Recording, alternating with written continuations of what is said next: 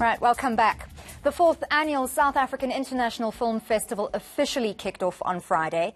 Rapid Line opened with The Last Victims, a film by local director Maynard Kraack. The festival, which runs until next Sunday, will also include films from other BRICS countries. And when festival goers aren't watching movies, they can attend a number of workshops. Legendary executive producer Jan Harlan is hosting a masterclass on scripting. He's worked on such films as The Shining, Eyes Wide Shut. Harlan and the festival's director Eric Miyeni join us now in studio to tell us more. Welcome, gents. Thank you very much for your time. Pleasure to be here. Thank you for having us. And what a lovely subject to talk about, film. Is there anything better in the world? True. Yeah. This is your first time in South Africa, you were telling me. It is, and it's very exciting. Well, we're very glad Yes. to have you. I'm going to try very hard not to act starstruck at all. But someone of your caliber who's worked with the likes of Stanley Kubrick, Steven Spielberg, and a collaboration between the two. I mean, tell us a little bit about your history in the film industry. It was wonderful. I mean, because what's so great about Stanley Kubrick was not only that he was a great artist, he was so self-critical and so careful. And I learned a lot from him. I worked with him for 30 years, starting with Napoleon, which never happened, and then, and all other films up to Eyes Wide Shut. And now I'm teaching a lot at film schools all around, and I am accompanying a very large exhibition. Right now it is in Barcelona. It will open in London in April. And I think it's about time it comes to Johannesburg. Well, absolutely. We're a community that loves film. Absolutely. We now have 1.3 million visitors. Wow. Accumulated, in Los Angeles, and Sao Paulo. And Is it coming to South Africa? but no, you tell me. It should Well, be. Eric, that's something we'll have to fix. You're the festival organizer. We've been talking about it. It would be great to get partners in South Africa. Absolutely. It's the entire Stanley Kubrick moving festival. It was in Barcelona. They had like hundreds of thousands of people. Mexico, and they wanted to come to South Africa. Johannesburg specifically, and we're looking to see if there are partners for that. But yeah, today more exciting as well. So you want to talk more about the exhibition, Jan? Well, whatever you want to know. The exhibition goes through all of his life. Okay. It is, it's large because we have an enormous amount of props and documents and everything that you can see. So people who are interested in movies will recognize Lolita, Path of Glory, 2001, so we do all the sections and are very excited. It's good for a person who just wants to have a good time. Absolutely. Or for the student who really wants to get into the details and realizes how much passion, love and work it is involved to make a really great film. Yeah. So looking to greats like Stanley Kubrick is fantastic, but we also need to look to local people, and that's, I think, what Rapid Line does in celebrating not only South African film, but films from BRICS countries, lots of international movies. Eric, tell us a bit about this year's Rapid Line Line Festival. Yeah. Look, we positioned ourselves as Rapid Line essentially as a marketing tool for local films to locals. People don't realize how much it takes to get box office success. Of course, as Jan would repeat all the time, it starts with the idea that has a good script. And then hopefully the other machinations come into play and you have a film that people go and watch. But the marketing side of it is very, very important. Cannes is not just people dressing up, coming to like smoosh or whatever. They're actually selling their films. If you say, this is open in Cannes, the whole world wants to see it. So Rapid Line is sitting in that position where we every year try and premiere some South African films before they get on the circuit, so you know about it. We're trying to be here every year so you know, hey, our filmmakers are here, they are working and this is what they're doing. This year we opened with Maynard Kraack's The Last Victims. We are tonight premiering an America-South Africa co-production called Love Jacked. We have the CMU, which is the seagull in English, on Monday, which is tomorrow, is premiering there. One of the best performances you'll ever see in cinema over the last few years is Sintain Skirte. She's brilliant in that film. You want to see that, the Siu Miu. We've got movies from China. There's a beautiful film called Silent Winter, which you want to try and see it. It's at the festival. We have a wonderful film from Brazil called Legalize It. Friendship Never Dies. It's based on a true story of two guys who met by accident and created one of the biggest hip-hop bands in Brazil. Amazing. And they met at the moment where one of them is dying. Very, very beautiful. So this is what we do on an annual basis. We have some awesome short films, LGBTQI films that we put together. You can watch for a whole 2-hour section. That's screening at the end of the festival, but it also screened yesterday. You've also got a Women's Day, like a day dedicated to women in film. That's fantastic. Well done. The 8th of March is International Women's Day, which coincides with Rapid Lion. So we curated a whole day to showcase women's films. Wednesday is Bricks Day at Rapid Lion.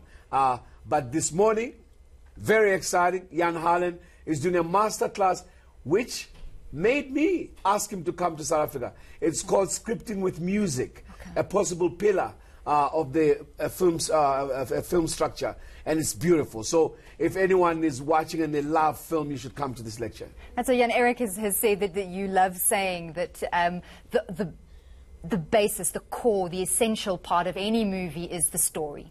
Absolutely. So as an executive producer and a producer, how does your role tie into that story-creating process? You have to identify with the aim of the filmmaker. You know, film production has nothing to do with art yet. Film production is a manufacturing process, and you have to bring the art into this process. And the amalgamation of the writer and the director into the filmmaker is the basis. Everybody else, even the greatest actors, have to identify with the aim of the filmmaker. Then you have a real team. And the role of a producer is to just further all the interests from the filmmaker. Make deals, negotiate, whatever is required. It's like building a house. A house is built basically only by the architect and his client. Nobody else builds the house. Right? And this is how you approach a film. It's the filmmaker that assembles the interests and the great artistic qualities of other artists into his interest, into his aim, whether it's a designer or a makeup artist or hairdresser or whatever it is. Yeah? So South Africa is famous for wonderful locations, incredibly dedicated crew, fabulous technical experts. But I happen to think we're also incredible storytellers, and we've got a real wealth of stories to tell. Do we have the right kind of mindset and people to help young filmmakers really get their products on the road and market movies and generate an income? Because ultimately, if you don't make money from a movie, you can't make the next movie. Right. Well, I can't answer that question about South Africa. What I can do is tell, and that's universal, is to tell young people to be very self-critical and at the same time full of passion and love for what they're doing, because without that you don't get anything to lift up. Absolutely. Eric, you can answer that question. Look, I think in our country we punch way above our weight in terms of story quality. In terms of technique, I mean, you can bring any block, Wakanda, Black Panther, a huge part of it was shot here, using a lot of local talent from actors to technical people. We have all of that. Yes. What we do not have is the supermarket where you sell your wares. So I always use this analogy. We go out there every year, we say to our apple farmers, here's money, go farm and get great apples. They farm, and at the end of the year, they put out these apples in a big, huge mound, and they say, look, government, look at how wonderful our apples are. And the government looks and says, they are wonderful and they're crunchy.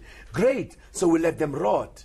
And then next year, the same farmers come and say, remember the apples we made last year? Weren't they wonderful? We say, yes, they were. So give us money to make more apples. And they make the apples. We take a picture and they rot.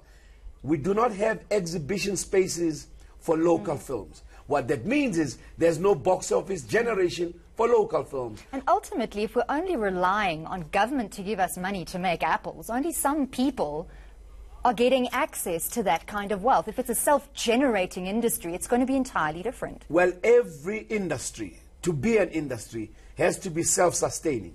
To be self-sustaining, it means it must make a return. To make a return, it needs a market.